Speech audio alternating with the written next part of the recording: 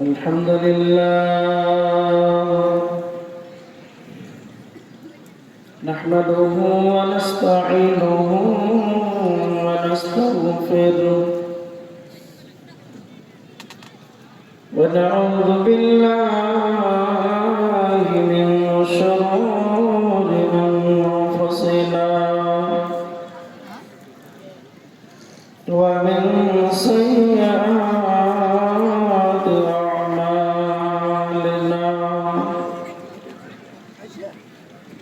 من يهده الله فلا مضل له ومن يضلل فلا هادي له وأشهد أن محمدا عبده ورسوله الذي أرسله بالحق بشيرا ونذيرا وداعيا إلى الله بإذنه وسراجا منيرا فإن خير الحديث كتاب الله وخير الهدي هدي مولانا محمد صلى الله عليه وسلم وشر الأمور محدثاتها وكل محدثة بدعة وكل بدعة ضلالة وكل ضلالة في النار أما بعد فأعوذ بالله من الشيطان الرجيم بسم الله الرحمن الرحيم إنما المؤمنون الذين إذا ذكر الله وجلت قلوبهم وإذا تليت عليهم آياته زادتهم إيمانا وعلى ربهم يتوكلون الذين يقيمون الصلاة ومما رزقناهم ينفقون بسم الله الرحمن الرحيم لا يتخذ المؤمنون الكافرين أولياء من دون المؤمنين ومن يفعل ذلك فليس من الله في شيء إلا أن تتقوا منهم تقاه ويحذركم الله نفسه وإلى الله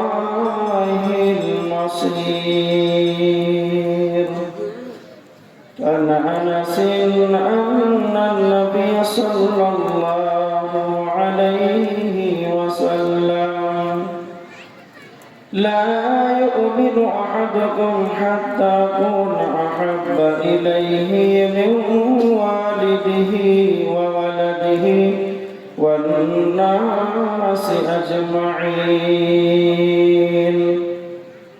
وقال النبي صلى الله عليه وسلم لا يؤمن أحدكم حتى يحب لأخيه ما تحب لنفسك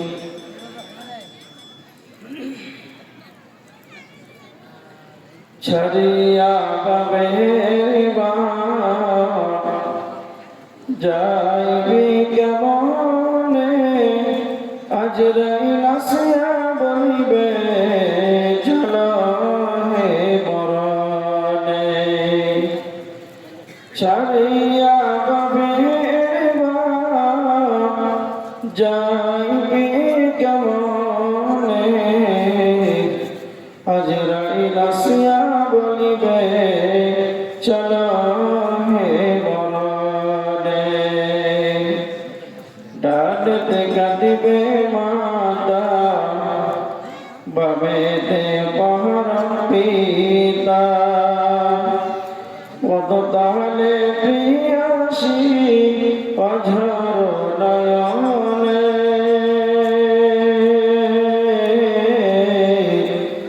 ছাড়িয়া বাবেবা যাইবে কেমনে আজরাইল আসিয়া বলিবে চলো হে মরণে আত্মীয় স্বজন সবে শিবির সরজা ডরবে আত্মীয় স্বজন সবে শিবির সরজা ডরবে তবু না পারিবে কেহ বাঁচাতে মরণে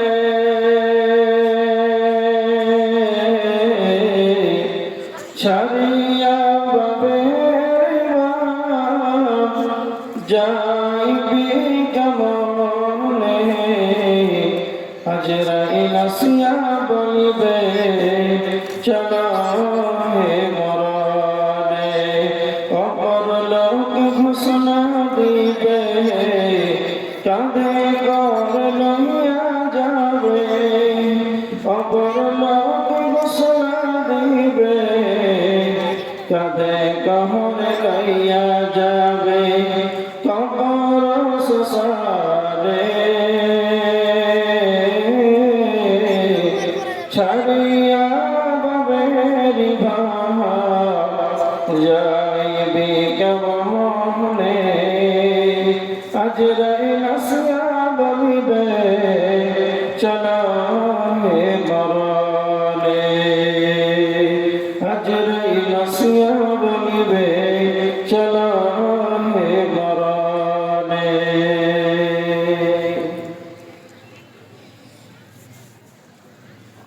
সম্মানীয় শ্রদ্ধেয় সুযোগ্য আজকের যোগ্যতম সভার সভাপতি মহাশয় স্টেজে উপস্থিত অন্যান্য ওলামায়ে কিরাম সামনে উপস্থিত ইমানদার ইমানদার পরেশগার মুসল্লিন কিরাম সমস্ত তারিফ আল্লাহ সুবহানাহু ওয়া তাআলা তিনি প্রশংসার দাবি রাখেন তিনি আমাদেরকে পবিত্র সভায় আসার তৌফিক দান করেছেন তিনি আমাদের প্রশংসার ভাগ রাখেন তিনি আমাদের হায়াত মওতের মালিক তিনি আমাদের প্রশংসার দাবি রাখেন তিনি একাচ্ছত্রের মালিক তার প্রশংসা করে আমরা শেষ করতে পারবো না তাই সংক্ষিপ্ত প্রশংসা সকলে আমরা জোরে মুখ খুলে আল্লাহর দেওয়া একটি ছোট্ট লজ্জা দ্বারাই সকলে আমরা শুকরিয়া আদায় করি সবাই একবার জোরে বলেন আলহামদুলিল্লাহ তারপরে করে আমাদের ধর্মের নেতা নিষ্পালক ও মহাপুরুষ মহানির্ভেজাল বৈজ্ঞানী 570 খ্রিস্টাব্দে মামিনার রহমান মক্কা নগরে মামিনার লাল নবী মাক্কি নবী মাদানী নবী মুহাম্মদ রাসূলুল্লাহ সবাই বলেন সাল্লাল্লাহু আলাইহি ওয়াসাল্লামের প্রতি সদকরি শান্তির ধারা বিকশিত হোক আল্লাহুম্মা সাল্লি আলাইহি আল্লাহুম্মা বারিক আলাইহি আজকে মাদ্রাসা উন্নয়নের কল্পে একটি বিরাট ধর্মীয় সভা আজকে আপনাদের কাছে আমি একটি বিষয়টি সামনে রেখে কথা বলবো তার আগে 30 সেকেন্ড আপনারা যেভাবে বসে আছেন আপনাদের কাছে আমার নিবেদন আবেদন যেইভাবে বসে আছেন এটা কিন্তু আদবের খেলা। এইভাবে কিন্তু পবিত্র সভায়, কোরআন ইসলামের সভায় এইভাবে ছিঁড়িয়ে ছিটিয়ে বসে থাকবেন। আপনার নিজে একবার স্টেজের সামনে প্যান্ডেলে একবার নিজের বিবেকে ভাবেন তো কিভাবে বসে আছে। আমি কোথাও এক পর্যন্ত দেখতে পাইনি, 4 বছর পার হয়ে যাচ্ছে। কিভাবে আপনারা কোন ইঞ্জিনিয়ারকে দিয়ে এইভাবে প্যান্ডেল সাজিয়ে এইভাবে বসার নিয়ম সাজালেন আপনি? যাই হোক, আমার অন্যতম আবেদন যে আপনারা একটু সামনে চলে আসেন, অনেক জায়গা আছে, কিছু মনে করিয়েন না। 30টা সেকেন্ড আরো তাড়াতাড়ি বসে যান। আল্লাহর গোলাম, আপনারা যদি আমার সম্মুখে আসেন তাহলে কথা বলতে ভালো হবে। আমি এখানে বসে থাকবো আর মাঝখানে থাকা আর পিছনে লোক থাকবে, তো আমি কিভাবে কথা বলবো? আপনারা কিছু কেউ মনে করেন না, কষ্ট হলে একটু সামনে উঠে যান। আমার যারা বাম দিকে আছেন একটু উঠেন, একটু সামনে চলে আসেন, কিছু মনে করিয়েন না, দেখতেও ভালো লাগবে। একটু সামনে চলে আসেন।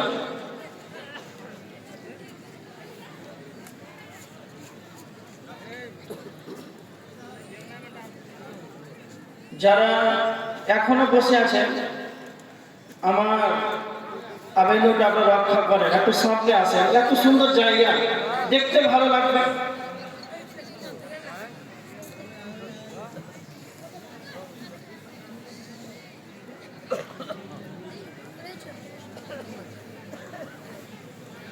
বসেন, সুন্দরভাবে গুছিয়ে বসেন।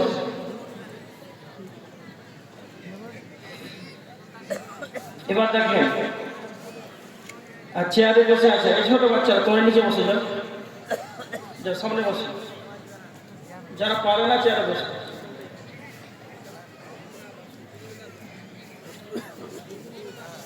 এবার দেখেন, আপনাদের সম্মুখে আজকে আলোচনা করব যে আপনি বর্তমান সময়ে যেই অবস্থায় আমরা আছি, বর্তমান সিচুয়েশন, ইমানদারের সংখ্যা আস্তে আস্তে কমছে না বাড়ছে? মুখে কথা বলবেন, কমছে না বাড়ছে? কমছে। বর্তমান সময়ে আপনি জুব্বা আর এই পাঞ্জাবি,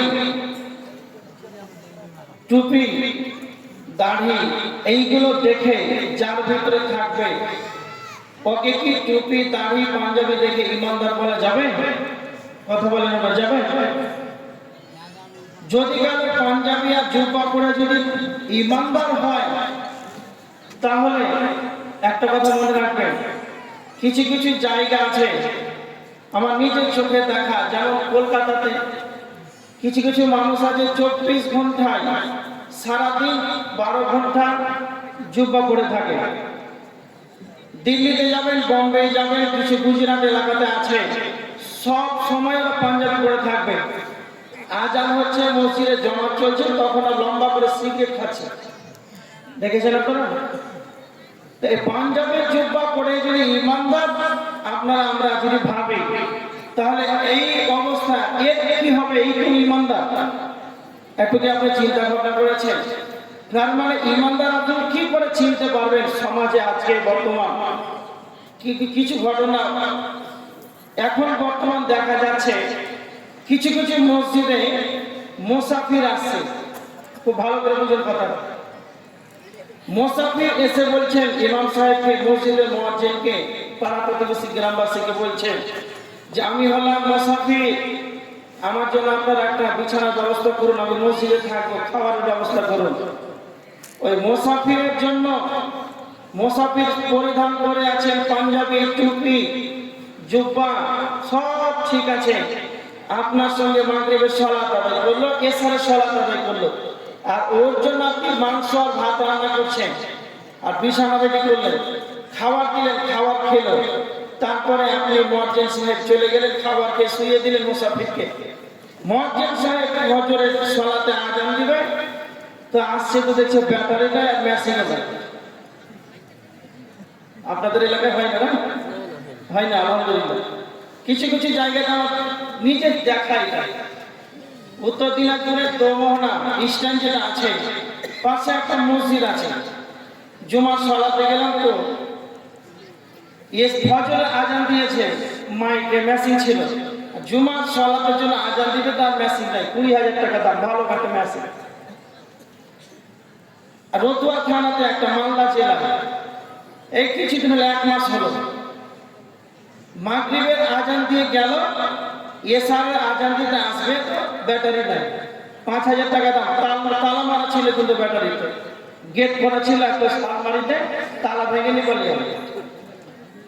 তো আপনি এবার ভাবেন তো, এত সুন্দর ভাবে দাঁড়িয়ে রাখা আছে, জুব্বা পরে আছে, তারপরে আপনি খেতে দিলেন, শুতে দিলেন, মসজিদে থাকতে দিলেন, তারপরে কাম ফুরিয়ে দিলেন।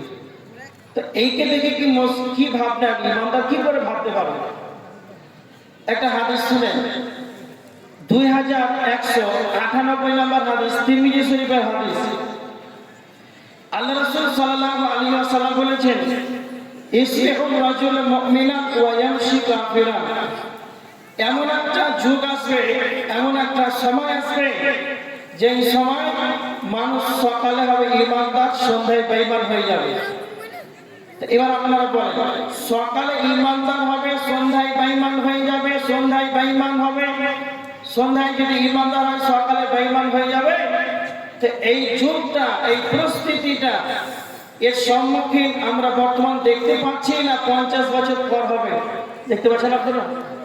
হ্যাঁ, দেখেন কিছুদিন আগে লকডাউনে একটা কাঁচা বাদাম ভাইরাল হয়েছিল, জানা আছে আপনাদের? হ্যাঁ, জানা আছে? তো ওই কাঁচা বাদাম চাচার সঙ্গে ডান্স করেছিল একটা মহিলাটার বাড়ি কোথায় জানো? জানা আছে কারো? বাংলাদেশ বাড়ি, মুসলমান কান্ট্রি, মুসলিম পরিবারে মুসলিম মহিলা, কাঁচা বাদাম ভাইরাল হলো, চাচার সঙ্গে ডান্স করে কিছুক্ষণের জন্য দুনিয়ার লোভে, দুনিয়ার স্বার্থে ঈমানটাকে বিক্রি করে দিলেন কিছুক্ষণের মুহূর্তে। আল্লাহ রাসূল সাল্লাল্লাহু আলাইহি ওয়াসাল্লাম বলেছেন, এমন একটা যুগ আসবে, এমন একটা সময় আসবে, সকালে ঈমানদার, সন্ধ্যায় বেঈমান। দেখেন আপনি, আর আপনাদের এলাকায় তো দেখবেন যারা প্রধান আছে, কত নিজের বাপের জমি বিক্রি করে কত ঘর দেয়, পরে ধন সম্পদ মারে কি মারে না, কয়টা অঞ্চলে বাড়ি আছে আর গ্রামের মানুষ কয়টা পায়। ঈমানদার এদের দেখেন কি অবস্থা। এবার দেখেন, ঈমানদার যে হবে, মানুষ ঈমানদার থেকে যেন নিরাপদ, মুমিন সেই হবে যার থেকে মানুষ নিরাপদে থাকবে। কেমন?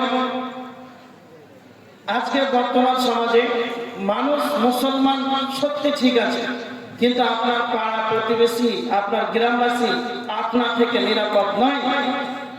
4জন 5জন মিলে একই সিটে বসে আছে, 5টা সিট, একটা সিটে 5জন মুসলমান বসে আছে, আর 4জন, দুই পাশে মাঝখানে একজন, তার একজন যে মধ্যখানে বসে আছে সেও মুসলমান, দুই পাশে 2জন করে আছে, 4জন, সেও মুসলমান।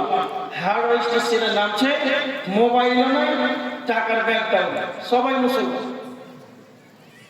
তো একটা কথা আপনাদেরকে বলি, পৃথিবীর বুকে যতগুলো দুধ আছে, দুধের রং কি আপনারা বলতে পারবেন? না বলছে, দুধের রং বলতে পারবেন? সাদা। এবার দেখেন, পৃথিবীর বুকে যতগুলো দুধ আছে, দুধের রং হলো সাদা, আর যতগুলো পৃথিবীতে সাদা বস্তু আছে সবই কি দুধ? আপনার এবার কথা বুঝতে পারেন? বুঝতে পারেননি? পৃথিবীতে যত দুধ আছে সবই সাদা, আর যতগুলো সাদা বস্তু আছে, ধরেন পেপারটাও সাদা, তো এই সবই কি দুধ? না।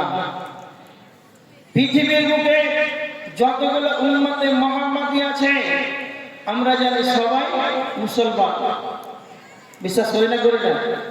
সবাই মুসলিম, কিন্তু যতগুলো আল্লাহ রাসূলের উম্মত আছে সবাই মুসলমান, কিন্তু যতগুলো মুসলমান আছে সবাই কি ঈমানদার? কথা বলেন, সবাই কি ঈমানদার? না। মুসলিম, আল্লাহ রাসূলের উম্মত কে না? তো মুসলিম জাতিতে ঠিক আছে, কিন্তু সব অমুসলিম যে ইমানদার এটা হতে পারে না। কেমন? আল্লাহ রাসূল সাল্লাল্লাহু আলাইহি ওয়াসাল্লাম বলেছেন, মুমিন সেই ব্যক্তি হবে যখন সে ভালো কাজ করবে তখন সে আনন্দ পাবে, যখন সে খারাপ কাজ করবে, নোংরা কাজ করবে, জঘন্যতম কাজ করবে তখন সে দুঃখ পাবে, কষ্ট পাবে। কেমন?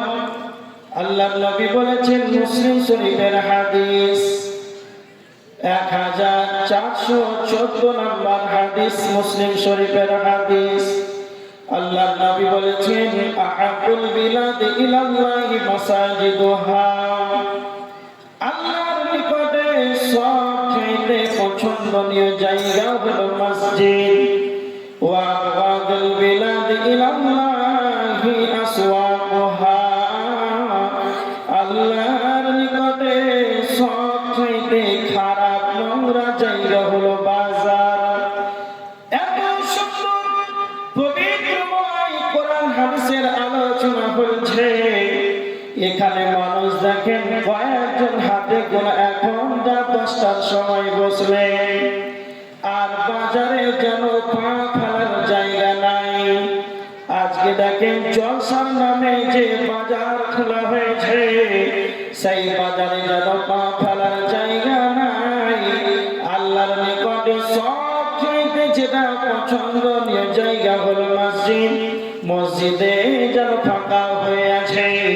আমার সম্মুখে যারা আছেন তারা নিজের অন্তরে স্থল থেকে বলেন, কয়জন ঈশার সালাত আদায় করে বাপজি জলসার মাহফিলে এসেছে? যদি হাত তুলতে বলি তাহলে কয়জন হাত তুলবে? হাত তোলার দরকার নাই, আপনি আপনার অন্তরকে প্রশ্ন করেন, যেটা আল্লাহর নিকটে সবচেয়ে পছন্দনীয় জায়গা মসজিদ, সেটাই যেন ফাঁকা হয়ে আছে, আর বাজারে যেন ভিড় লেগে আছে। মুসলমান, তুমি মনে রেখে দাও, আল্লাহর নবী বলেছেন, ঈমানদার সেই ব্যক্তি হবে যখন সে ভালো কাজ করবে তো সে আনন্দ পাবে, যখন সে খারাপ কাজ করবে তখন তার মনটা যেন মলিন হয়ে যাবে, তার মনটা যেন ভারাক্রান্ত হয়ে যাবে। তো তবে পবিত্রময় কোরআন হাদিসের মাহফিলকে ছেড়ে দিয়ে, মসজিদকে ছেড়ে দিয়ে বাজারে ঘোরো, তোমার মুসলমান হয়ে তোমার লজ্জা লাগে না? তবে তুমি নিজেকে কতটা ইমানদার ভাবো। আবু দাউদ শরীফের হাদিস, আল্লাহর নবী বলেছেন, আবু দাউদ শরীফের 4918 নম্বর হাদিস, নবীজি বলেছেন, মুমিন তো সেই ব্যক্তি হবে, আল মুমিনু মিরাতুল মুমিন, একজন মুমিন যার অন্য মুমিনের জন্য আয়না স্বরূপ হবে। যখন সে আয়নার সম্মুখে আপনি যখন যাবেন, তখন আপনার মুখে কি দাগ আছে, কোথায় কি আছে, না তো আপনাকে আপনার আয়নার সম্মুখে হলে আপনাকে আয়না বলে দেবে, অন্য কাউকে যেন বলবে না। একজন ইমানদার, একজন মুসলমানের কি ভুল হবে যেন আপনি অন্যদেরকে বলবেন, তাকেই যেন বলতে হবে। এই এলাকায় এসে আমি আপনাদের সবাই যেন 2 ঘন্টা জলসা করলাম, আব্দুল কাইয়ুমের দ্বারা কি ভুল হলো? আব্দুল কাইয়ুম নিজে জানলো না, আর আপনি সকালে চায়ের দোকানে যেন গীবত করতে শুরু করলেন, পরচর্চা করতে শুরু করলেন, যে তোমরা বললে যে আব্দুল কাইয়ুম প্রধান বক্তা, ভালো বক্তা, আর আব্দুল কাইয়ুমের দ্বারাতে যেন এত রকম ভুল হয়ে গেল।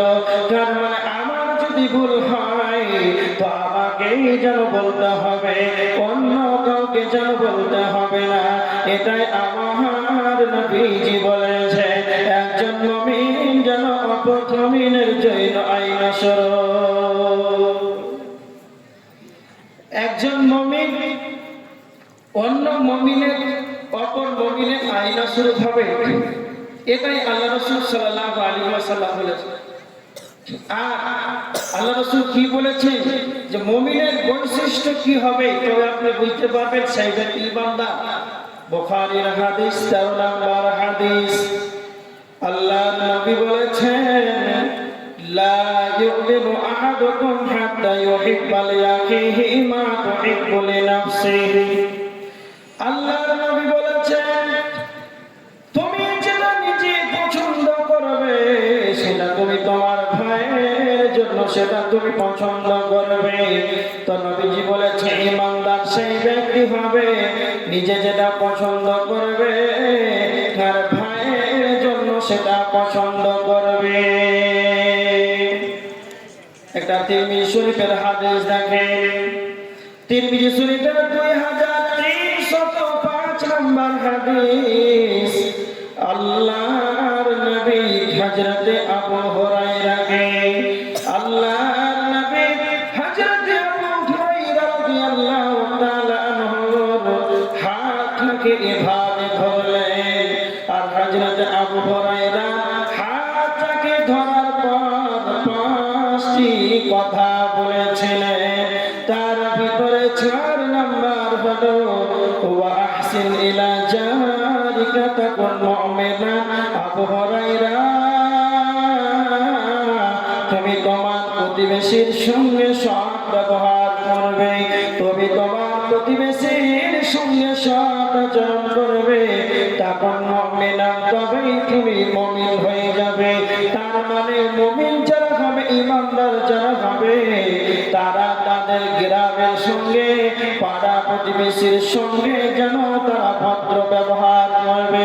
এই হাদিসটা থেকে আপনি লক্ষ্য করুন, আপনি যেই জায়গাতে বসবাস করেছেন সেই জায়গাতে আপনার ডানে বামে যেগুলো পাড়া প্রতিবেশী রয়েছে এরা কি আপনার থেকে যেন নিরাপদ রয়েছে, এরা কি আপনার কথার দ্বারা থেকে এরা নিরাপদ রয়েছে। আল্লাহর নবী বলেছেন মুসলিম শরীফের 67 নম্বর হাদিস, নবীজি বলেছেন আল মুসলিমু মান সালিমাল মুসলিমুনা মিন লিসানিহি ওয়া ইয়াদিহি। সত্যিকারের মুসলমান সেই ব্যক্তি, সত্যিকারের মুসলমান সেই যার কথার দ্বারাতে হাতের দ্বারাতে অন্য মানুষ মুসলমান যাতে কষ্ট না পায়। তবে আপনি যেই গ্রামে বসবাস করেছেন আপনার গ্রামের পাড়া প্রতিবেশী কি আপনার হাত থেকে আপনার মুখ থেকে কি কষ্ট পেয়েছে?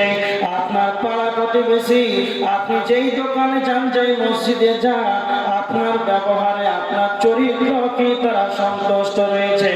এবার আপনি নিজে নিজের অন্তরকে প্রশ্ন করেন যে আমার প্রতিবেশী আমার গ্রামবাসী আমাকে পেয়ে যেন তারা সন্তুষ্ট হয়েছে, তবে আপনি ঈমানদার হতে পেরেছেন।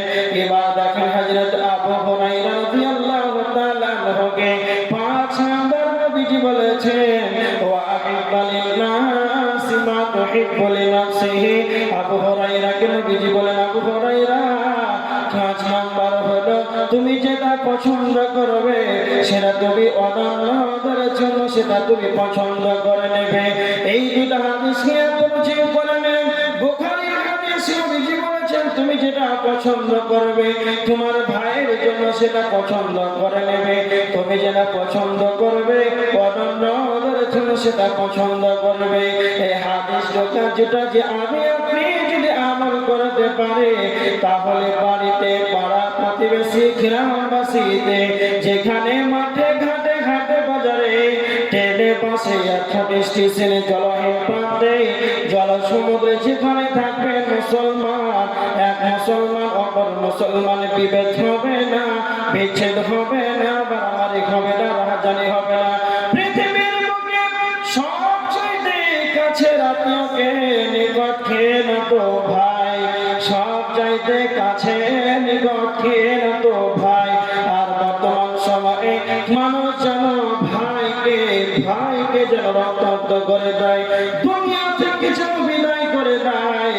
মানুষ তার নিজের ভাইকে যেন হত্যা করে দুনিয়া থেকে বিদায় করে দেয়, নিজের ভাইকে যেন সে হত্যা করে দেয়। কেন কেন কেন? তার যখন আব্বা মারা গেছে তার ক্ষমতা আছে বড় ছেলে তার ছোট ভাই যেন ছোট ভাইকে জমিগুলো নরমাল জমিগুলো দিয়ে দিল আর দামি দামি জমিগুলো সে নিজেই নিয়ে নিল। যার মানে নিজে যেটা পছন্দ করলো ভাইয়ের জন্য সেটা করলো না। এই জন্য ভাই ভাই বিচ্ছেদ হয়ে যায়। যদি আমরা নবীজির হাদিসগুলোকে যদি মানতে পারি, তাহলে আমরা পাড়া প্রতিবেশী নিজের ভাই জসিম কালো যেন বিচ্ছেদ হবে না। প্রত্যেকটা মুসলমান পরিবারে মুসলমান ভাই ভাই এদের যেন অটুট সম্পর্ক থাকবে।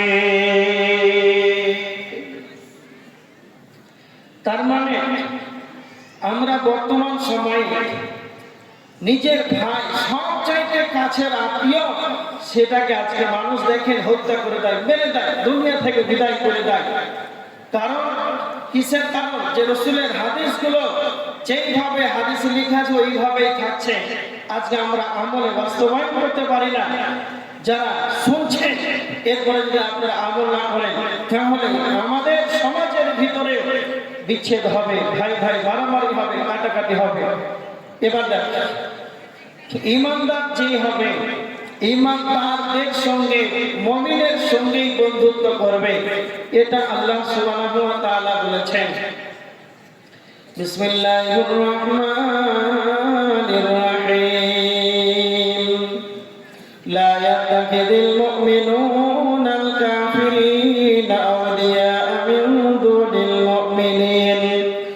আল্লাহ সুবহানাহু ওয়া তাআলা বলেছেন, ঈমানদারগণ যেন ঈমানদারকে ছাড়া, মুমিনগণ যেন মুমিনকে ছাড়া কাফেরদের সঙ্গে বন্ধুত্ব না করে। যারা মুমিনকে বাদ দিয়ে কাফেরের সঙ্গে বন্ধুত্ব করে, আল্লাহ বলেছেন ওয়ামাইয়া ফাআল যালিকা, যারাই এরকমটা করবে, ফালাইসা মিনাল্লাহ, তাদের সঙ্গে আল্লাহর কোনো সম্পর্ক থাকবে না। কাফেরদের সঙ্গে তাদের সঙ্গে অন্তরের অন্তরস্থল থেকে যেন তাদের বন্ধু মেনে নেওয়া যাবে না। তাদেরকে আন্তরিকতার সাথে অন্তরের স্থল থেকে বন্ধু বানানো যাবে না। এটা আমার আল্লাহ বলেছে। মুমিন যে হবে যেন সেই ঈমানদারকে যেন সে বন্ধু বানিয়ে নেয়। যদি বলে আপনি ঈমানদারকে যদি বন্ধু বানান, তাহলে আপনার আমলে যেন সুবিধা হবে। জলসাদের পাঁচজন বন্ধু মিলে যদি গেলে আপনার বন্ধু নামাজি হয়, তাহলে আপনাকে সার সালাতের জন্য বলবে। আর যদি আপনার বন্ধু যদি বেনামাজি হয়, বাজারে ঘোরার জন্যই যদি বন্ধু হয়, পশ্চিমকালে যেন আপনাকে সালাতের কথা বলবে না। এই জন্য আমার আল্লাহ বলেছেন যে ঈমানদার হবে সে ঈমানদারকেই যেন বন্ধু বানাবে। তাহলে ঈমানদারের বৈশিষ্ট্য হলো যে ঈমানদারকে বন্ধু বানাবে। এবার দেখেন আল্লাহ সুবহানাহু ওয়া তাআলা ঈমানদারকে কি বলেছেন। সূরা তাহরিমের 6 নম্বর আয়াত আল্লাহ বলেছেন, ইয়া আইয়ুহাল্লাযীনা আমানু, হে মুমিন সকল, হে ঈমানদারগণ, কু আনফুসাকুম ওয়া আহলিকুম নারা, হে মুমিন সকল, তুমি নিজে জাহান্নাম থেকে বাঁচো এবং তুমি তোমার আহল পরিবারকে জাহান্নাম থেকে বাঁচাও। তার মানে যারা ঈমানদার হবে, যারা পরেশগার হবে, যারা নিজে জাহান্নাম থেকে বাঁচবে, আহল পরিবারকে জাহান্নাম থেকে বাঁচাবে। বর্তমান সময়ে, এখন বর্তমান সময়ে হাজী আব্দুল সাত্তারের 50 বছর হয়ে গেল, 60 বছর হয়ে গেল। 50 বছরের বার্ধক্য মানুষ, 60 বছরের বার্ধক্য মানুষ, এরা নিজেকে ঈমানদার দাবি করে। রাত 3টার সময় কনকনে শীতে রাত্রিতে আরামের ঘুমকে হারাম করে রাত্রিবেলায় যেন উজু করে মসজিদের মুসাল্লায় গিয়ে তাহাজ্জুদের সালাত আদায় করে। কেননা তো হাজী সাহেব জাহান্নাম থেকে বাঁচার জন্য একজন বার্ধক্য মানুষ ফজরের আগে 8 রাকাত সালাত আদায় করলো জাহান্নাম থেকে বাঁচার জন্য।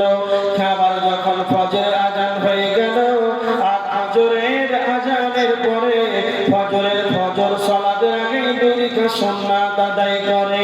কেন? আল্লাহর নবী বলেছেন, রাকাতুল ফজর খায়রুম মিনাদ দুনিয়া ওয়া মা ফিহা, ফজরের 2 রাকাত সুন্নাতের কতটা সওয়াব রয়েছে, ফজরের 2 রাকাত সুন্নাতের কতটা মূল্য রয়েছে, আসমানের নিচে জমিনের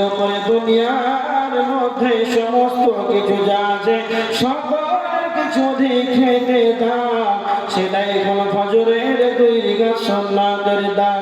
তার মানে একজন হাজী সাহেব সুন্নাত আদায় করলো, আবার ফজরের সালাত আদায় করলো, তার মানে সে নিজে জাহান্নাম থেকে বাঁচলো। যখন হাজী সাহেব বাড়ি চলে যায়, যখন ওই বার্ধক্য মানুষ যখন ফজরের সালাত আদায় করে বাড়ি চলে যায়, তখন একবার মুখে উচ্চারণ করে বলল না, আব্দুল্লাহ, আব্দুর রহমান, আব্দুল সাত্তার, বেদাওয়াত ফজর হয়ে গেল, ফজরের সালাত আদায় কর। নিজের স্ত্রী, নিজের মেয়েকে, নিজের ছেলেকে, নিজের আহালকে একবারও ফজরের সময় উঠালো না, তার মানে নিজে জাহান্নাম থেকে বাঁচলো, আর আহাল পরিবারকে যেন জাহান্নামের দিকে ঠেলে দিল।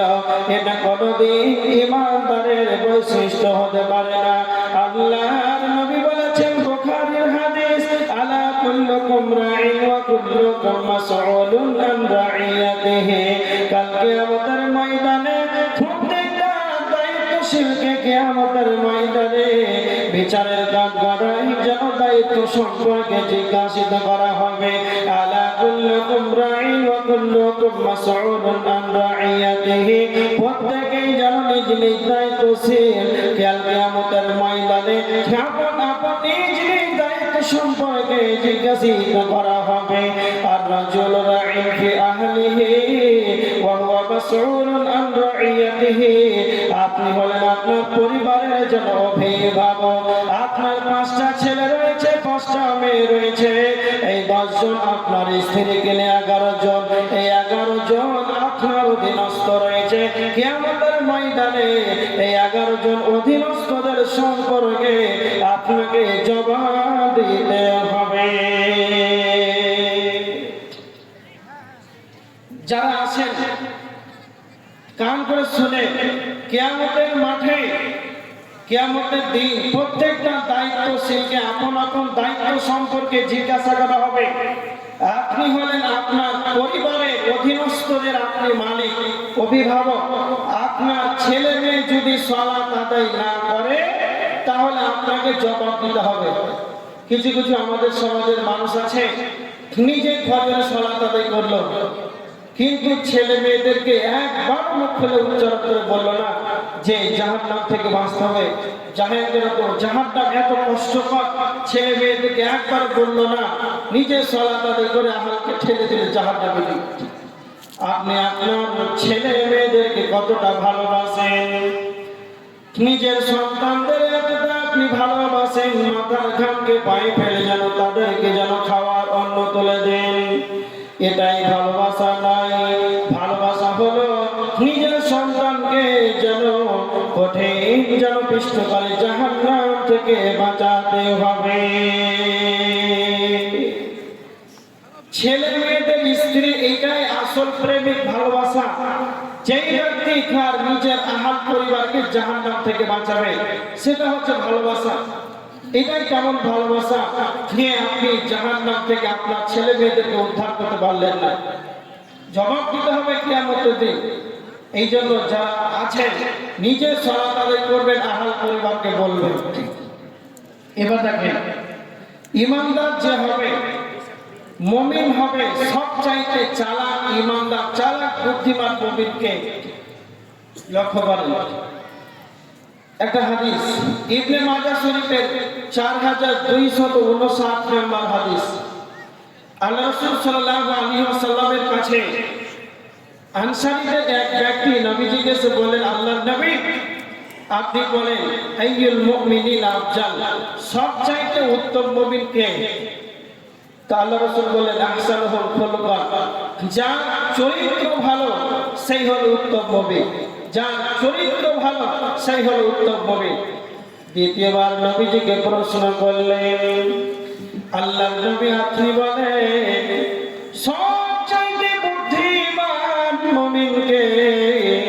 তখন আল্লাহর নবী বললেন, আকসারুহুম লিল মাউতি যিকরা, যে ব্যক্তি বেশি বেশি করে মরণকে স্মরণ করে, মওতটাকে সর্বদা স্মরণ করে, সেই ব্যক্তি হলো সবচাইতে বুদ্ধিমান মুমিন।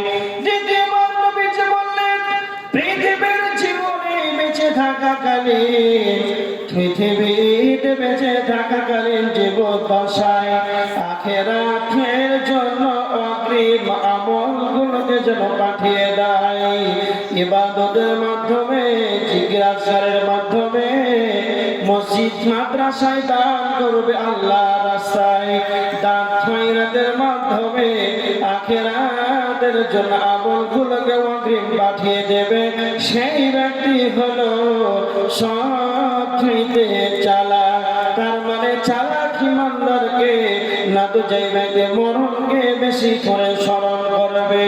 একটা হাদিস দেখেন, তিরমিজি শরীফের হাদিস 2307 নম্বর হাদিস। আল্লাহর নবী বলেছেন, তোমরা বেশি বেশি করে স্মরণ করো, ইয়ানিল মওতকে বেশি বেশি করে স্মরণ করো। আল্লাহর নবী মওতকে বেশি বেশি স্মরণ করার কথা বলেছেন। বিশ্ব নবী আল্লাহর নবী কেন বেশি বেশি করে মরণকে স্মরণ করার কথা বলেছেন? কেন? তো নবীজি হাদিসের শেষ অংশে বলেছেন, মরণ এমন একটা সাবজেক্ট, মরণ এমন একটা বস্তু, দুনিয়ার যত মজা, দুনিয়ার যত স্বাদ, দুনিয়ার যত চাকচিক্য ঐশ্বর্য বাড়ির মজা রয়েছে, পৃথিবীর সমস্ত স্বাদটাকে ধ্বংস করে দেয়। সেটাই হলো মত। যখন আপনি মরণকে বেশি বেশি করে স্মরণ করবে, তখন দুনিয়ার স্বাদ যেন ভালো লাগবে না, দুনিয়ার মজা যেন আপনাকে ভালো লাগবে না। যখন আপনার দুনিয়া ভালো লাগবে না, দুনিয়ার মজা যখন আপনার কাছ থেকে উঠে যাবে, দুনিয়ার স্বাদ যখন আপনার কাছে যখন হারিয়ে যাবে, তখন আপনার আমলে যখন আপনাকে মনোযোগী হতে ভালো লাগবে, কি ইবাদত করতে ভালো লাগবে। হারিস বিন মালিক, আল্লাহর নবী বলছেন, হারিস বিন মালিক তুমি বলে দাও তোমার সকালবেলাটা কিভাবে কেটেছে? হারিস বিন মালিক তখন বলছেন, আল্লাহর নবী আমার সকালবেলা যেন প্রকৃত ইমানদার হিসাবে কেটেছে। আল্লাহর নবী বললেন, হারিস বিন মালিক তুমি বলে দাও প্রত্যেকটা কথার ভিতরে সত্যতা লুকিয়ে থাকে, তুমি যে নিজেকে ইমানদার দাবি করেছো, হারিস বিন মালিক তুমি বলে দাও এই কথার ঠিক পিছনে তোমার সত্যতা কি লুকিয়ে আছে? তখন নবীজিকে তিনটা কথা বললেন হারিস বিন মালিক। এক নাম্বার বললেন, আল্লাহর নবী আমার নিজেকে প্রকৃত মুমিন দাবি করার কারণ এক নম্বর হলো আমাকে যেন দুনিয়া ভালো লাগে না, দুনিয়ার যত স্বাদ আছে দুনিয়ার স্বাদ যেন আমাকে ভালো লাগে না। দ্বিতীয়ত আমি দিনের বেলায় সিয়াম পালন করি, আর সিয়াম পালন করার অবস্থায় যেন আমি পিপাসার্থ অবস্থায় কাটিয়ে দিই। আর তিন নাম্বার হলো আমি রাত্রিতে বেশি বেশি ইবাদত করি, আমি রাত্রিটাকে ইবাদতের মাধ্যমে যেন অতিবাহিত করে দিই। এই জন্য আমি নিজেকে প্রকৃত মুমিন দাবি করেছি। সালমান হারিস বিন মালিক বলছেন, আমি রাত্রিটাকে বেশি বেশি ইবাদত করি। এবার দেখেন আল্লাহর নবী বলেছেন, একদিন সাহাবীদেরকে বলছেন, ও আমার সাহাবীরা তোমরা শুনে রেখে দাও, এমন একটা দামি জান্নাত রয়েছে, এমন একটা দামি সুন্দর জান্নাত রয়েছে, যার বাহির থেকে ভেতরে দেখা যায়, যার ভিতর থেকে যেন বাহির দেখা যায়। এত দামি সুন্দর জান্নাত, যার ভিতর থেকে বাহির দেখা যায়, যার ভিতর থেকে বাহিরে দেখা যায়, বাহির থেকে যেন ভেতরে দেখা যায়। তখন সাহাবীরা বলছেন, আল্লাহর নবী আপনি বলে এত সুন্দর দামি জান্নাতে কি আমল করলে এত সুন্দর দামি জান্নাত পাওয়া যাবে? আল্লাহর নবী তিনটা কথা বললেন। এক নাম্বার হলো লিমান আতাবাল কালাম, দুই নাম্বার ওয়া আদামাস সিয়াম, তিন নাম্বার ওয়া সাল্লা বিল লাইল ওয়ান নাস নিয়াম। এক নাম্বার হলো যার লিমান আতাবাল কালাম, যার মুখের ভাষা ভালো হবে, যার মুখের ভাষা নরম হবে, যার ভাষা সুন্দর হবে, সেই ব্যক্তি এত সুন্দর দামি জান্নাত চলে যাবে। দ্বিতীয় নাম্বার নবীজি বললেন, ওয়া আদামাস সিয়াম, নফল সিয়াম বেশি বেশি করে সিয়াম পালন করবে, ফরজ সিয়াম ব্যতীত অন্যান্য মাসে নফল সিয়াম করে যেন বেশি বেশি করে আদায় করে নেবে। বর্তমানে এখন চলছে শ্রাবণ মাস, এই শ্রাবণ মাসে আল্লাহর নবী বেশি বেশি করে সিয়াম পালন করেছিলেন। অন্যান্য মাসের চাইতে নবীজি শাবান মাসে বেশি বেশি করে সিয়াম পালন করতেন।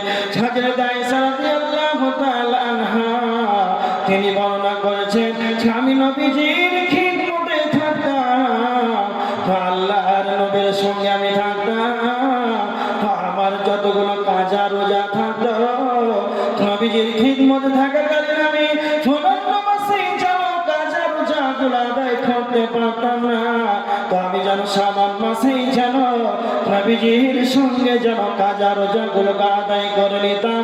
তার মানে নবীজি শাবান মাসে বেশি বেশি করে সিয়াম পালন করতেন। কেন কেন কেন না তো বাৎসরিক এক বছরের বাৎসরিক যেটা রিপোর্ট আল্লাহর কাছে পৌঁছাবে সেটা হলো শাবান মাসে। নবীজি এই কারণে শাবান মাসে বেশি বেশি করে সিয়াম পালন করতেন। যখন ফেরেশতারা আমার রিপোর্ট যখন আল্লাহর কাছে হাজির করবে সেই সময় যেন আমি নবী মুহাম্মদ যেন আমি সিয়াম অবস্থায় থাকে। এই জন্য নবীজি শাবান মাসে বেশি বেশি করে সিয়াম পালন করতেন।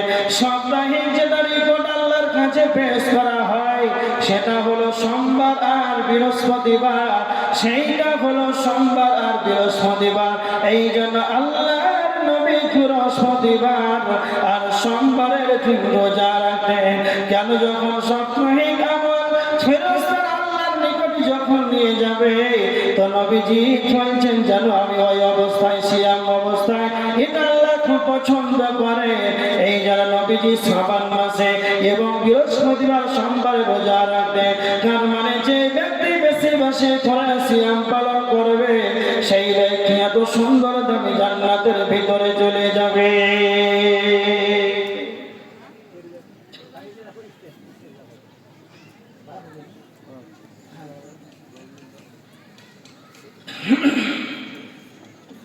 যারা মা বোনেরা যারা আছেন খুব ভালো করে শুনেন, আপনাদের কাজা রোজা বাকিয়া রোজা যদি কালে থাকে তাহলে শাবান মাস এখন বর্তমান চলছে, এই মাসে আপনার রমজান আসার পূর্বে আপনারা কাজা রোজাগুলোকে পূরণ করে দেবেন। আর সর্বোপরি কথা হলো শাবানের রোজা এই মাসে আপনারাও রাখবেন। আল্লাহ রাসূল বেশি রোজা রাখতেন এই মাসে অন্যান্য মাসের চাইতে।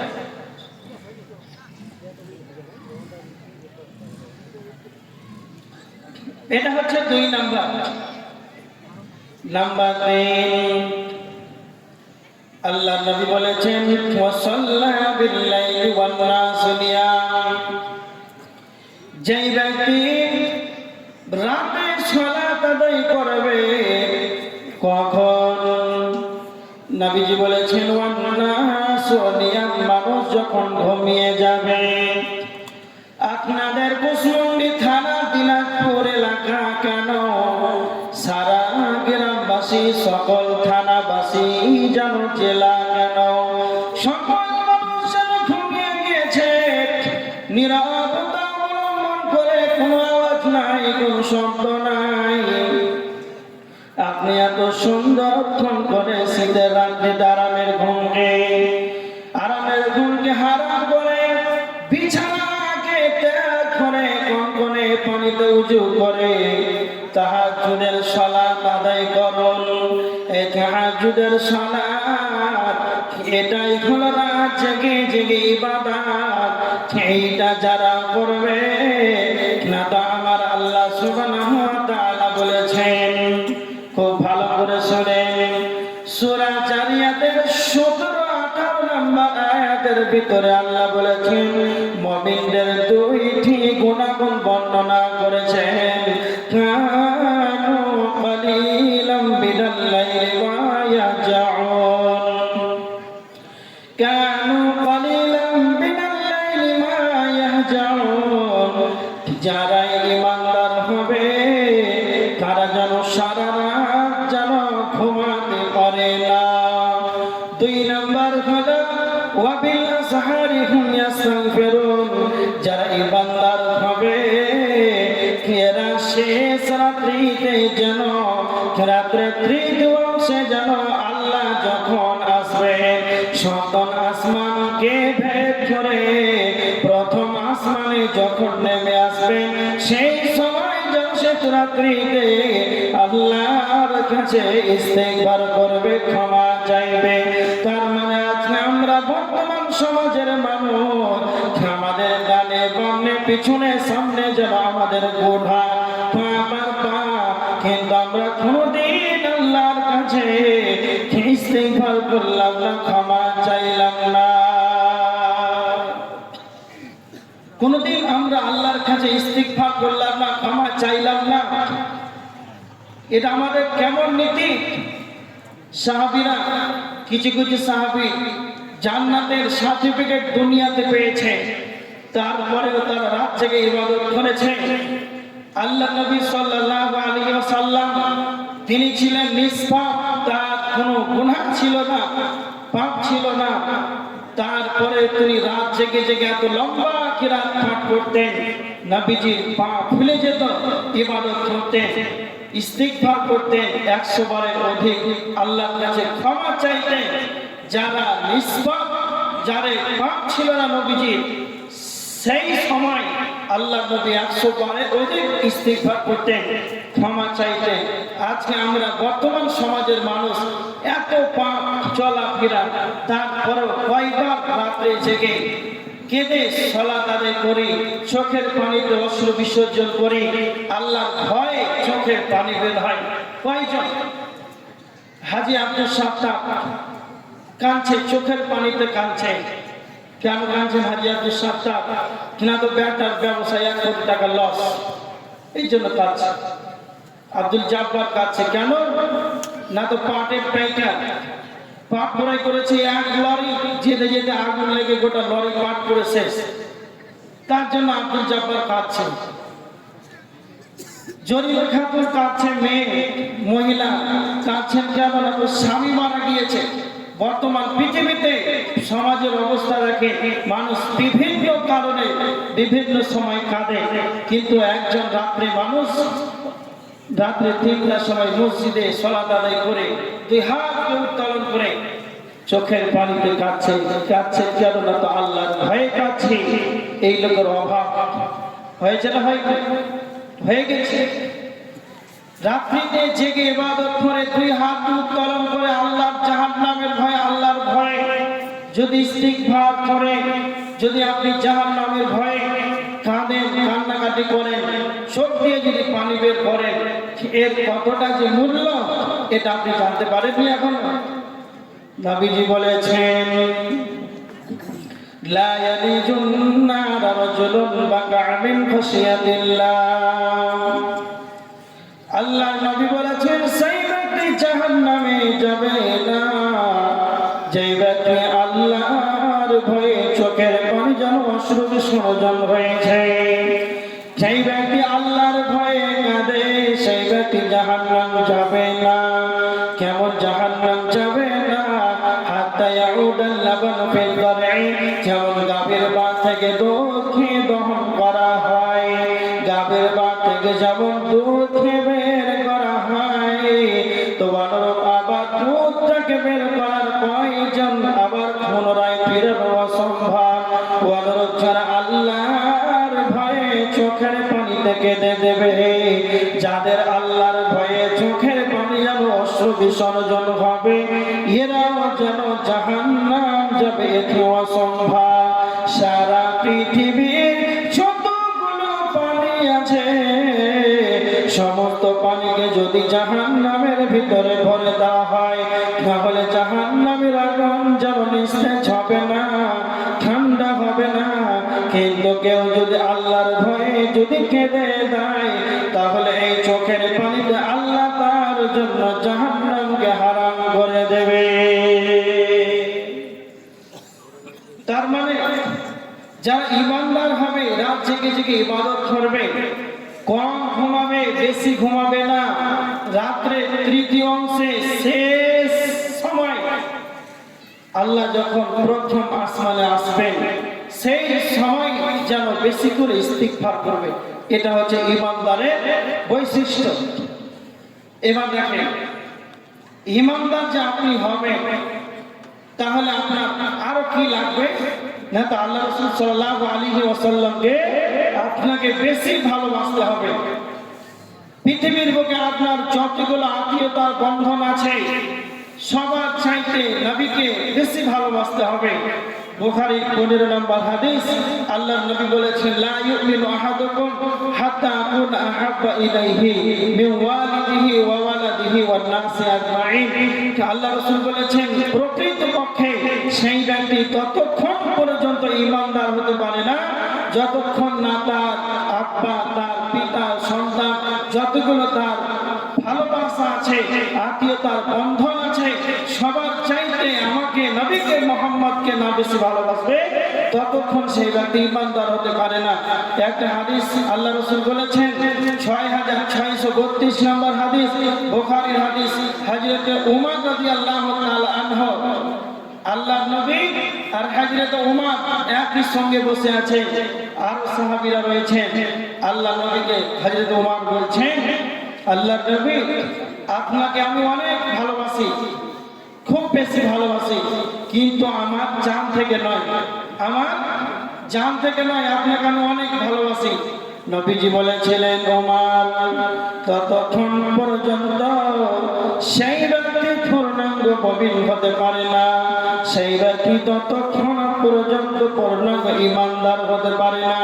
পৃথিবীর বুকে তার যতগুলো আত্মীয়তার বন্ধন আছে সমস্ত আত্মীয়তার চাইতে আমাকে নবীকে যতক্ষণ না বেশি ভালোবাসবে, এমনকি তোমার নিজের জানের চাইতে আমাকে নবীকে না ভালোবাসবে, ততক্ষণ আছে পূর্ণাঙ্গ ঈমানদার হতে পারে না।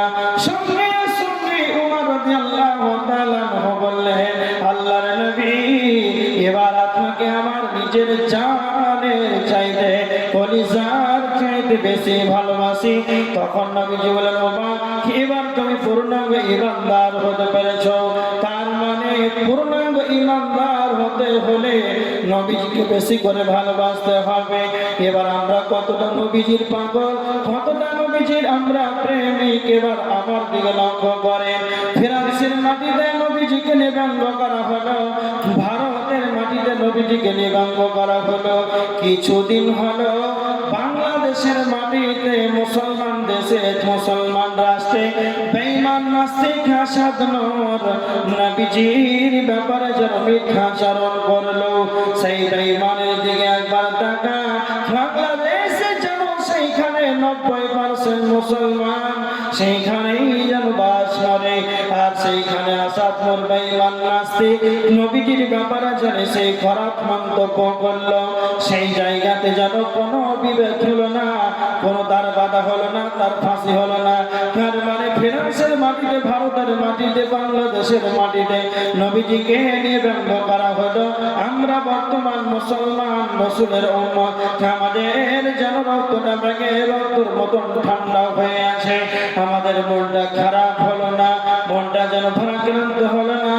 আমাদের নবীকে কেন ব্যঙ্গ করা হবে? তারপরে আমার আপনার মুসলমান হয়ে রাসূলের উম্মত হয়ে আমরা চুপচাপ যেন বসে রয়েছে। একটা কথা মনে করে রাখেন, যদি কালে নবীজিকে অপমান করা হবে, ব্যঙ্গ করা হবে, তারপরে যদি কালে আপনার যদি মনটা ভারাক্রান্ত না হয়, মনটা খারাপ না হয়, তার মানে বুঝে নিতে হবে আপনার ঈমানের দুর্বলতা রয়েছে। আপনি কতটা নবীজির পাগল, কতটা নবীজির প্রেমিক। আজকে মুসলমানের ঘরে জন্মগ্রহণ করে একটা সন্তান, ফুটফুটে এত সুন্দর সন্তান, যখন সন্তানটা পৃথিবীতে আসে তখন তারা বড় করে মাওলানার কাছে যায়, ও মাওলানা, আমার ছেলের নাম কি রাখবো? না তো আব্দুল্লাহ, আব্দুর রহমান, এত সুন্দর নাম রাখলো। আব্দুর রহমান রাখলো, আব্দুল্লাহ নাম রাখলো। যখন তার তারিখগুলো বের হলো, 18 যখন উপনীত হলো, রসুলের ঝাড়ি সুন্নাতটাকে সেই যেন জবাই করে নামিয়ে দেয়। নবীদের ঘরে ছিল সেই দাড়িটাকে, নবীর সেই সুন্নাত দাড়িটাকে সেলুনে সেই তার নিচে ফেলে দিল। কেটে যখন ফেলে দেওয়ার পর সারাদিন নাপিত রসুলের সুন্নাতের দাড়ির ওপরে যেন পা দিয়ে কেন সে খুঁজতে আরম্ভ করে। দিন শেষে যখন ঝাড়ু দেওয়া হয়, আবার নবীর সুন্নাতটাকে যেন ড্রেনে ফেলে দেওয়া হয়। সেই নর্দমা নোংরা খারাপ জায়গাতে আবার সেখানে মানুষ গিয়ে যেন দাঁড়িয়ে দাঁড়িয়ে পেশাব করে দেয়। তুমি কতটা নবীজির খেয়ে, তুমি নবীজির সুন্নাতটাকে কেটে ফেলে দিয়ে অন্যদেরকে পেশাব করতে বাধ্য করলে, তার মানে তুমি ভেবে নাও আল্লাহ নবী বলেছেন ফামান রাগিবা আন সুন্নতি, আমার সুন্নাত ছেড়ে দেবে, ফালাইসা মিন্নি, সে আমার দলভুক্ত নয়। যে আমার সুন্নাতকে প্রত্যাখ্যান করে দিবে, সে আমারই যেন দলভুক্ত নয়। যে আল্লাহ রাসূলের সুন্নাতকে জবাই করে, এ আমার রাসূলের উম্মত কি করে হতে পারে?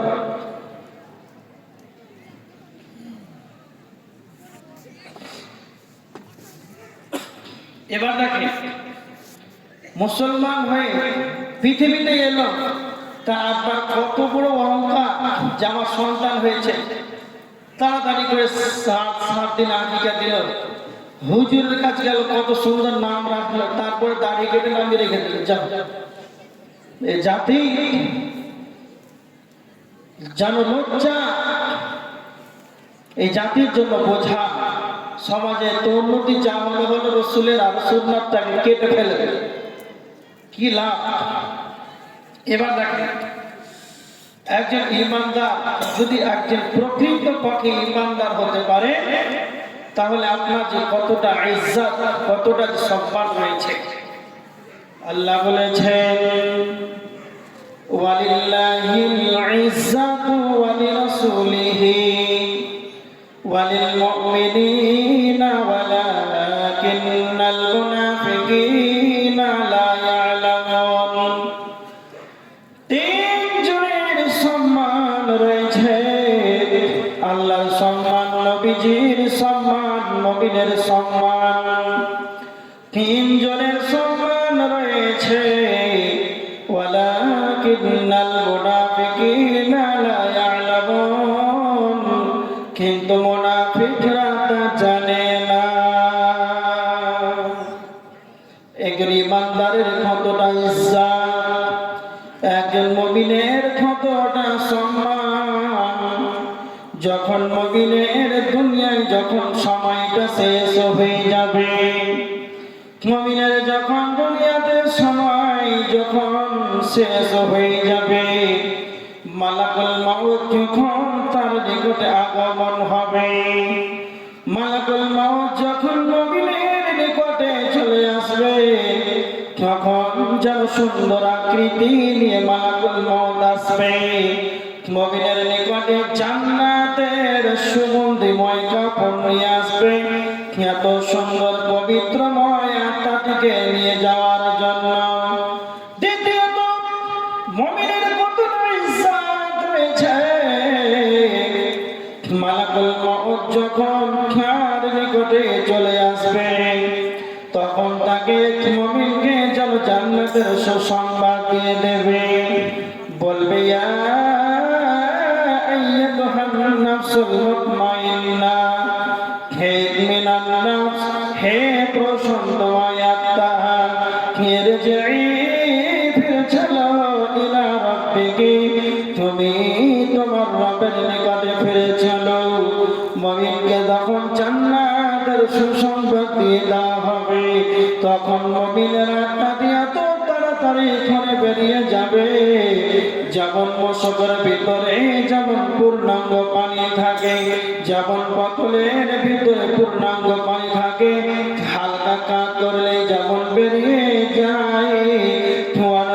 ইমানদারের যখন জান্নাতের সুসংবাদ পেয়ে যাবে, ততক্ষণ তার আত্মার তাড়াতাড়ি করে বেরিয়ে যাবে। জান্নাতের সুগন্ধিময় কাফনে তার আত্মাটিকে রাখা হবে। মালাকুল মউতের সঙ্গে অনন্য ফেরেশতারা আসবে। তারা বলবে, আমাকে দাও, আমি নিয়ে যাব, আমাকে দাও, আমি নিয়ে যাব, আমাকে দাও, যেন আমি নিয়ে যাব। এইভাবে একে অপরের যেন পবিত্রময় আত্মা, পবিত্র আত্মাটি সকলেই যেন কাঢ়াকাঢ়ি করবে, আমি নিয়ে যাব। যখনই আসমানের উপর নিয়ে যাওয়া হবে, আসমানের ফেরেশতারা জিজ্ঞাসা করবে, এত সুন্দর পবিত্র সুগন্ধিময় আত্মাটি কার? না তো তারা আব্বার নাম ধরে বলা হবে, আব্দুর রহমানের ছেলে আব্দুল্লাহ। তার নাম ধরে তার আব্বার নাম আসমানের উপরে উল্লেখ করা হবে। এইভাবে যখন প্রথম আসমানে যখন নিয়ে যাওয়া হবে, বলা হবে, আসমানের দরজা খুলে দাও। তো মুমিনের জন্য আসমানের দরজা খুলে দেওয়া হবে। এইভাবে প্রথম, দ্বিতীয়, তৃতীয়, চতুর্থ, পঞ্চম, ষষ্ঠ, সপ্তম আসমানে যখন উপরে নিয়ে যাওয়া হবে, সপ্তম আসমানের উপরে এলিল নামক জায়গা রয়েছে। সেই জায়গাতে যেন তার নামটাকে লিপিবদ্ধ করে দেওয়া হবে। তার মানে ইমানদারের কতটা ইজ্জত। জান্নাতের সুগন্ধিময় কাফন আনা হবে। জান্নাতের সুগন্ধিময় কাফন এনে মালাকুল মউত সুন্দর আকৃতি এসে তাকে জান্নাতের সুসংবাদ দিয়ে দেবে। তার জন্য আসমানের দরজা খুলে দেওয়া হবে। সপ্তম আসমানের উপরে তার নামটাকে লিপিবদ্ধ করা হবে। যখন বেঈমানের নিকটে মালাকুল মউত যখন চলে আসবে, মালাকুল মউত ভয়ঙ্কর আকৃতি নিয়ে আসবে। এতটাই ভয়ঙ্কর আকৃতি নিয়ে আসবে, মালাকুল মউতকে দেখেই যেন ভীত সন্ত্রস্ত হয়ে যাবে, যেন তার আত্মাটি যেন পালাপালি করবে। ছেড়ে কবি সাতটা বেরিয়ে আয়, সঙ্গে সঙ্গে তার আত্মাটি পলায়ন করবে, বের হতে চাইবে না। মালাকুল মউত আসিবে,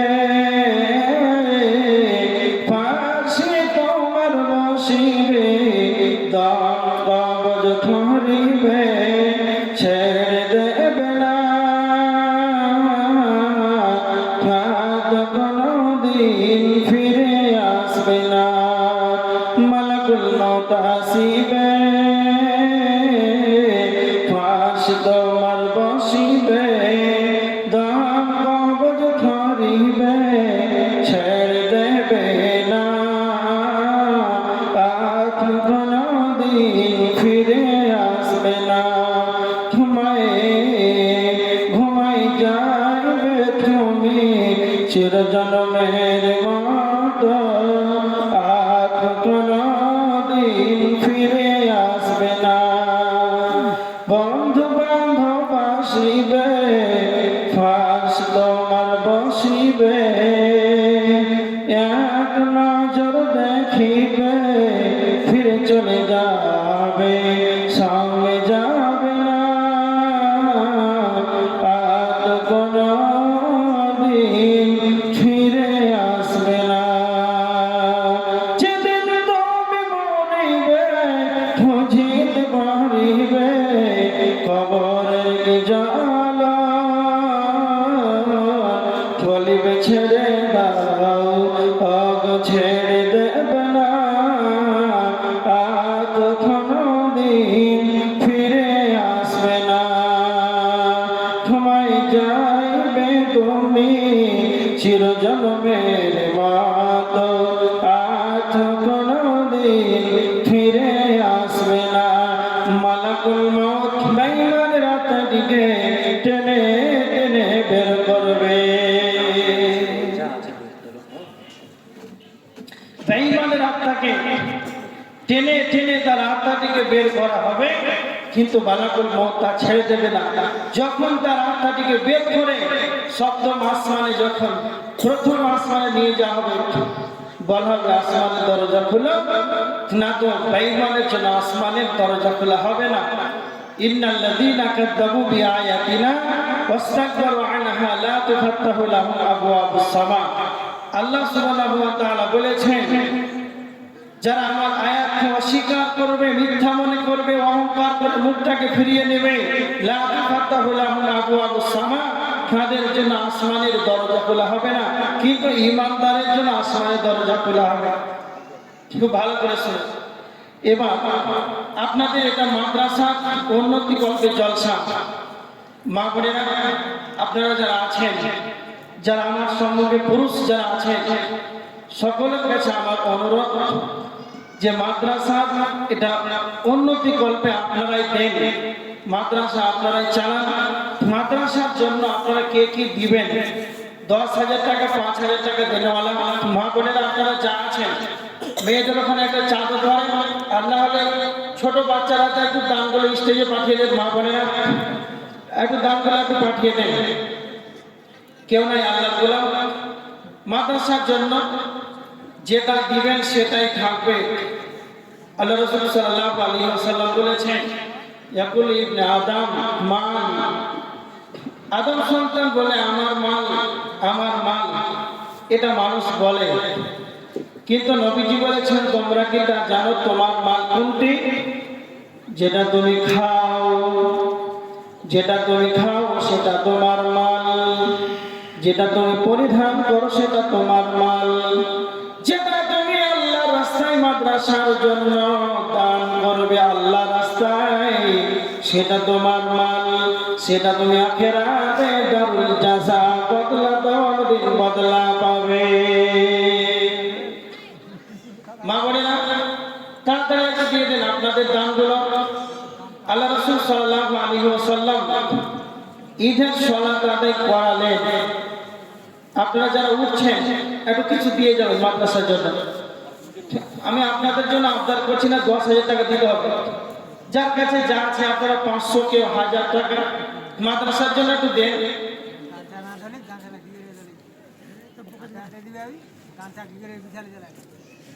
যার কাছে যা আছে আপনারা আপনাদের সামর্থ্য অনুযায়ী। মা বোনেরা, আপনাদের দানগুলো স্টেজে দিয়ে পাঠান। আল্লাহ রাসূল সাল্লাল্লাহু আলাইহি ওয়াসাল্লাম ঈদের সালাত আদায় করালেন। মা বোনের উদ্দেশ্যে বললেন, ইয়া মাশারাল নিসা, মহিলাগণ তোমরা বেশি বেশি করে দান করো। কেন না, তো জাহান্নামে অধিকাংশ মহিলা, নারী, এদের চলাফেরাতে, এদের বিভিন্ন ক্ষেত্রে পাপ বেশি, তার ভিতরে স্বামীর অকৃতজ্ঞতা, লানত করার কারণে মহিলারা বেশি জাহান্নামে যাবে। জাহান্নামে মহিলাদের সংখ্যা বেশি, এই কারণে নবীজি মহিলাদেরকে উদ্দেশ্য করে বলেছেন, মা বোনেরা যেন বেশি বেশি করে দান করে। আপনাদের এখানে একটা চাদর দেন, মা বোনেরা দুইজন একটা চাদর ধরে আপনারা চাদরটা একটু দিয়ে মা বোনের কাছে একটু দানটা আদায় করে নিয়ে চলে আসেন মাদ্রাসার জন্য।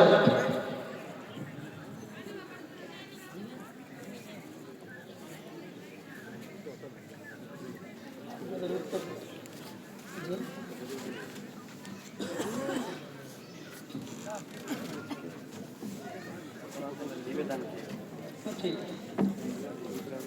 2 দিন যাচ্ছে লাভ অনেক খরচ হয়।